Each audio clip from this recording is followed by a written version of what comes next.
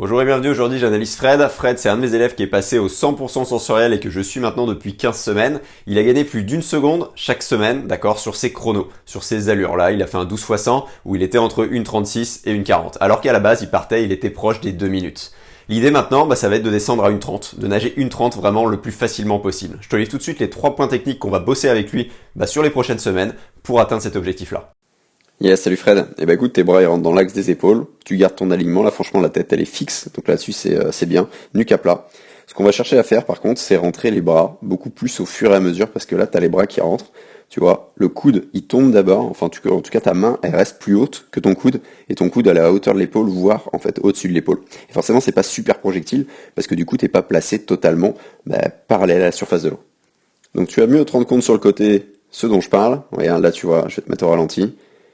Il y a vraiment le coude qui rentre d'abord, il y a cette contraction un peu là au niveau des doigts, des poignets, il faut vraiment être relâché. Et l'idée c'est vraiment quoi? C'est vraiment de rentrer les doigts d'abord en avant de la tête, le poignet, l'avant-bras, et ensuite t'engages loin devant. Et ton épaule elle doit venir toucher ton visage, tu vois. Et là c'est pas le cas, elle vient toucher peut-être une partie au niveau de l'oreille, parce que tu rentres le bras très bien dans l'axe, encore une fois.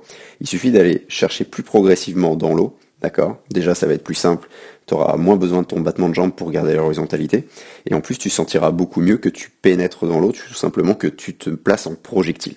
Et sans vraiment cet engagement d'épaule ensuite, pour que l'épaule elle vienne toucher ton visage, et tu vas voir que mécaniquement, au lieu d'avoir le bras par ici, tends bien ton coude, et là tu vas avoir le bras totalement parallèle à la surface, ça va être beaucoup plus simple du coup après au niveau horizontalité du corps. Donc ça va t'aider déjà à engager loin devant, et là on va chercher aussi à engager, à pousser jusqu'au bout, loin derrière, parce que là regarde, ton coude, il sort de l'eau, t'as pas fini de pousser. Là tu vois il sort, il commence à sortir, alors que là il te manque cette extension là, jusqu'au bout, jusqu'à la fin du mouvement. Va chercher si tu prends le temps loin devant, t'auras le temps de pousser loin derrière. Et même si ça peut être un repère strict de garder le coude dans l'eau malgré l'extension du bras, parce que c'est pas exactement ce qui se passe, mais là on voit vraiment le décalage, finalement, là tout ce que tu cherches à faire, c'est sortir tout ça, tu finis pas la fin de poussée, tu finis pas ta propulsion. Et donc là je t'en parle en dehors de l'inspi, mais sur l'inspi tu vois c'est la même chose, là tu vois pas l'autre côté, je vais te remettre une vue sur le haut, mais c'est la même logique, tu vois, tu restes placé, d'accord, jusqu'à finir ta poussée. Là on voit bien que déjà là tu vois, t'essayes de dégager, t'es même pas rendu à la hanche. Donc je te remets la vue du haut, tu vas le voir directement. Là tu vois, tu finis, t'as le visage qui se dégage. Là t'as pas tout à fait fini ta poussée. Donc va au bout, reste propulsif surtout jusqu'au bout, et le coude se dégage encore une fois. Tu vois, le coude est dégagé. On cherche vraiment à rester propulsif le plus longtemps possible. Et en parlant de placement et de rester, de diminuer les freins du coup, essaye donc de t'immerger déjà, nuque vraiment à plat, et tout doit passer sous l'eau ici. Tu as réussi à le faire sur le stage, de manière constante, il faut vraiment réussir à le faire de manière constante. Et surtout, essaye de le garder le plus longtemps possible, jusqu'à cette fin de poussée, jusqu'à ce que tu sois obligé d'inspirer. D'accord? On reste immergé, aligné, on reste indéformable longtemps, jusqu'à cette fin de poussée avant d'inspirer. D'accord? On inspire sur un temps mort moteur du courant ensuite. Ton bras, il reste d'ailleurs bien projectile devant, là, pendant ton inspiration, ça c'est très bien, d'accord? Ça c'est un très bon point.